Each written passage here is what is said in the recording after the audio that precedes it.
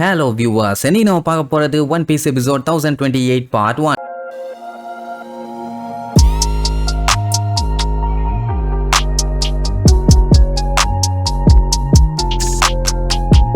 Open பண்ணா போன பாட்டுல லூஃபி கைடோ கிட்ட எனக்கு ஒரு கடமை பாக்கி இருக்குது, அதுவும் ஒன்ன உதைச்சு ஓட விடணும், சாமுராய்ஸ் எல்லாத்தையுமே எனக்கு ரொம்பவும் பிடிக்கும்னு வேற சொன்னால. அதை கேட்டுட்டு கைடோ கடுப்பாயிட்டான், என்னையவே நீ அடிச்சு ஓட விடுவியான்னு. சரி அதையும் பார்த்தலாம், சும்மா வந்து குத்திட்டு இருக்கியே, அந்த குத்த வச்சு நீ சமாளிச்சிடலான்னு நினைச்சிட்டு இருக்கியாலே அப்படின்ட்டு அவனோட வெறித்தனமான பவரை வெளியில எடுப்பான். அப்படியே கட் பண்ணி பிக் மாமா காட்டுறாங்க. அவ வேற ஒரு சைடு கொடூரமா வந்துகிட்டு இருக்கா. இப்போதைக்கு அவளோட மைண்ட்ல இருக்க ஒரே ஒரு விஷயம் யூஸ்டஸ் கிட்ட கொல்லணுங்கிறதான். மகனே இன்னைக்கு நான் உன்னை கொல்லாம விட மாட்டேன், என் கையால நீ செத்தடா அப்படின்னு சொல்லிட்டு அவ உடம்புல இருக்க லைஃப கொஞ்சம் பெருசாவே வெளியில எடுப்பான். எதுக்குன்னா ப்ரொமீத்தியஸ் ஒரு கேர்ள் ஃப்ரெண்ட் வேணும்னு கேட்டுச்சுல்ல, அதை உருவாக்கதான், அதை என்னோட சொல்லியே நான் உருவாக்க போறேன் அப்படின்னு சொல்லிட்டு அந்த லைஃப தூக்கி மேல இருக்க கிளவுட் மேல வீசுவாளா. அது மேல போனோன்னு பயங்கரமா தண்டர்லாம் ப்ரொடியூஸ் ஆகும். ஆக்சுவலா இதுதான் இப்ப இவ உருவாக்க போறதுலயே ஒரு பயங்கர ஸ்ட்ராங்கான ஒரு அடிமைன்னு வச்சுக்கோங்க. இதுக்கு முன்னாடி இருந்த 3 ஐட்டமுமே ஒரு வழி பண்ணிருச்சுங்க. இப்ப இனி வரப்போறது என்ன பண்ண போதோ தெரியல. யூஸ்டஸ் கிட்ட எல்லாம் பார்த்துட்டு மிரண்டுருவான், என்னங்கடா புதுசா என்னென்னமோ வித்தியெல்லாம் காட்டுறாளேன்னு. ப்ரொமீத்தியஸுக்கு சந்தோஷம் தாங்க முடியல,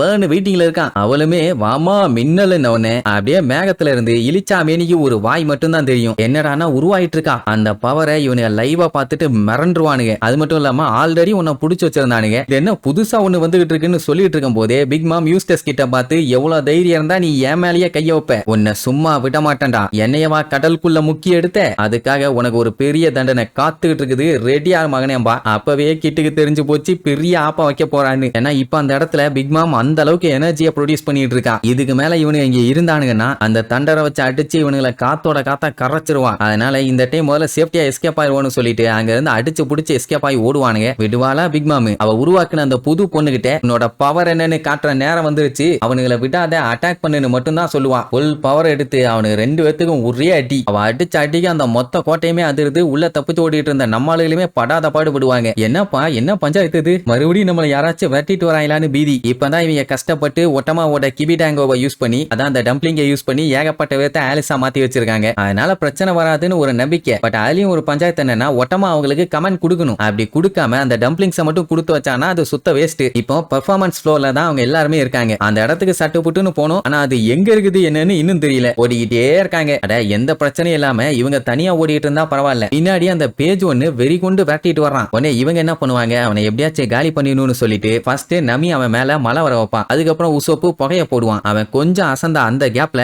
நமி பெரிய சைஸ்ல கிளவுட உருவாக்கி அதுக்கப்புறம் தண்டர் போல்ட்னு சொல்லிட்டு காட்டுத்தனமா அடிப்பான். அவ்வளவுதான், இதோட சோலி முடிஞ்சுன்னு முடிவே பண்ணிட்டாங்க. பாடி ஈரமா இருந்துச்சுன்னா கரண்ட் நல்லா பாஸ் ஆகும்ல, அதனாலதான் ஃபர்ஸ்ட் நினைச்சு விட்டுருப்பான். நம்ம பிளான் சக்சஸ் பின்னாடி திரும்பி பார்த்தா ஆளை காணும். என்ன ஆச்சுன்ட்டு மேல பார்த்தா ஜம்ப் பண்ணி பொசுக்குன்னு முன்னாடி வந்து நின்னுட்டு இருப்பான். அவ்வளவுதான், தூக்கி வாரி போட்டுருச்சு. இப்ப அவனுக்கு என்ன காண்டுன்னா, அவனோட சிஸ்டரை நம்மளால கடுப்பேத்தி கண்டம் பண்ணாங்கல்ல, அதனால கடுப்புல இவங்கள சம்பவம் பண்ண வந்திருக்கான். அப்போ ஒட்டமா அவங்க 2த்தையும் படுத்துக்க சொல்லுவான். அவங்க பேஜ் ஒண்ணுகிட்ட என்னைய மன்னிச்சுன்னு படுத்துருவாங்க. என்னடான்னு பார்த்தா இவங்க ஓடிட்டு இருக்க நாய் செம்ம வேகத்துல ஓட ஆரம்பிச்சிரும். ஆப்போசிட்ல பார்த்தா செவுரு, ஆனாலுமே பிரேக் அடிக்காம ஓடுமா. பேஜ் ஒண்ணுக்கே அள்ளு விட்டுருச்சு.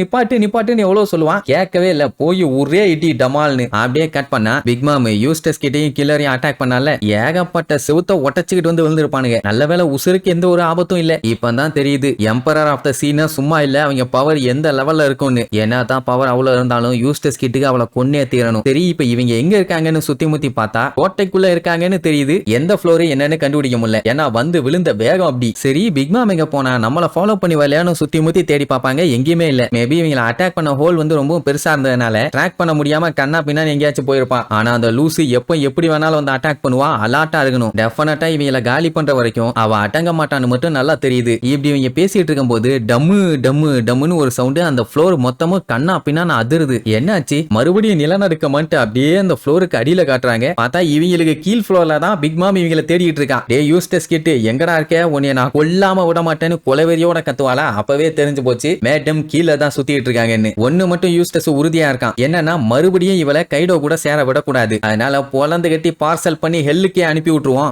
வான்னு சொல்லிட்டு வேகமா போவாங்களா. அவன் ஹெல்லுக்குன்னு சொன்ன உடனே கில்லருக்கு ஒரு மெமரி ஒன்னு ஸ்ட்ரைக் ஆகும். அதாவது கில்லரை பார்த்து சிரிக்கிறவங்க எவனா இருந்தாலும் அவங்கள நரகத்துக்கு அனுப்புவேன்னு சொன்னால அந்த விஷயத்தை யோசிச்சு பார்த்துட்டே வருவான். அதாவது இவனுக்காண்டி யூஸ்டஸ் கிட்ட எந்த அளவுக்கு வேணாலும் இறங்குவான், ஒரு நல்ல நண்பன் அப்படின்ட்டு ஒரு ஹாப்பினஸ். இப்படி இவங்க போயிட்டு இருக்கும்போது திடீர்னு ஒருத்தன் இடையில ஸ்டார் ஸ்வாட வச்சு அட்டாக் பண்ணுவான். யாரான்னு பார்த்தா அந்த பேசில் ஹாக்கின்ஸ். இவனுக்கு வேற வேலை இல்ல, ஏதாச்சும் முக்கியமான வேலைன்னு போகும்போது தான் குறுக்க வந்து கடுப்பேத்திட்டு இருப்பானுங்க. யூஸ்டஸ் கிட்ட எல்லாம் கடுப்பாயி, ஏ துரோகி, எவ்வளவு தைரியம் இருந்தா மறுபடியும் என் கூட சண்டைக்கு வருவேன் பானா, என்னையவே அப்போ ஏமாத்தி தான்டா கோர்த்து விட்டான். அந்த டைமுங்கும் போது கண்டிப்பா சண்டை போட்டு அவனை ஜெயிக்க முடியாதுன்னு எனக்கு நல்லாவே தெரியும். அதனாலதான் நான் வீம்புக்குனே சரண்டர் ஆயிட்டேன்பா. பட் அதெல்லாம் எப்படி ஏத்துக்க முடியும், நீ ஒரு வெத்து வேட்டு, அதனாலதான் தோத்துருவேன்னு சொல்லி பயந்து போய் சரண்டர் ஆயிட்டேன். இனிமேட்டு என் கண்ணு முன்னாடி உன் மூஞ்ச மட்டும் காட்டாத, மவனே மண்டைய தனியா கழட்டி கொளுத்தி கூரையில போட்டுருவேன், ஆக்குறதேன்னு மிரட்டுவான். ஹாக்கின்ஸால நம்பவே முடியல யூஸ்டஸ் கிட் உயிரோட இருக்கிறத. இப்படி அவன் பேசுறத கேட்க கேட்க யூஸ்டஸ் கிட்டுக்கு செம்மையா கடுப்பாகுது. உடனே கில்லர் என்ன சொல்லுவான், நம்ம இங்க சண்டை போட்டு இருந்தோம்னா பிக் மாமா கோட்டை விட்டுருவோம், அதனால நீ போ, நான் இவனை பாத்துக்கிறேன் உடனே. அதுவும் கரெக்ட் தானே, கில்லர் ஒன்னும் சாதாரண ஆள் இல்ல, தம்பி விட்டுட்டு போலான்னு சொல்லிட்டு யூஸ்டஸ் கிட்ட கிளம்பிடுவான். அவன் போறான்னு பேசில் ஹாக்கின்ஸோட ஆளுங்கெல்லாம் அவனை வெட்டிட்டு பின்னாடி போவாங்க.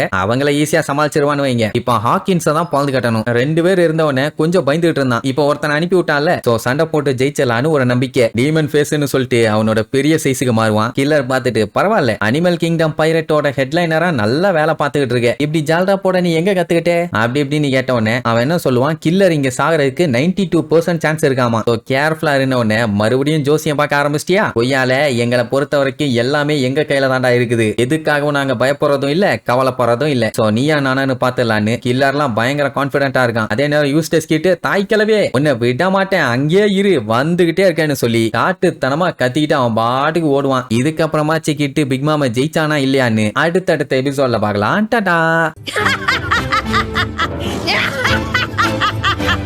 Yeah!